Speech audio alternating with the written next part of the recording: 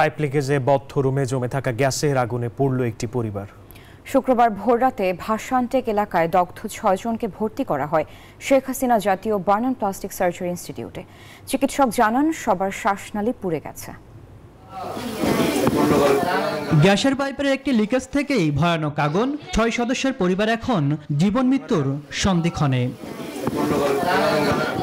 শুক্রবার ভোর 4টার দিকে পশ্চিম ভাসানটেকের বাসিন্দা ফার্নিচার দোকানে লিটনের স্ত্রী, 2 মেয়ে, ছোট ছেলে ও ঈদে বেড়াতে আসা শাশুড়ি যখন গভীর ঘুমে, তখন লিটন বাসায় ফিরে মশার কয়েল ধরাতে গেলেই পুরো কক্ষে ছড়িয়ে পড়ে আগুনের লেলিহান শিখা। উনি ঘরে এসে ঘরে আসার পরে মনে করেন কয়েল জ্বালাবে বলে ম্যাচ জ্বালাইছে, ম্যাচ জ্বালাবার সঙ্গে সঙ্গে পুরো ঘরটা মনে করেন একদমে আগুনে পরিণত হয়ে গেছে। লিটন ভাই তার ওয়াইফ ঠিক আছে জলসান অবস্থায় দৌড়াইতেছে, মেয়ে পোলা দৌড়াইতেছে, ঠিক আছে চায়া দেখতেছে যে ঘরের ভিতরে আগুন জ্বলতেছে।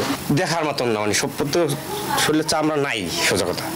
তারা ধরলে প্রত্যেক চেক করে মারে।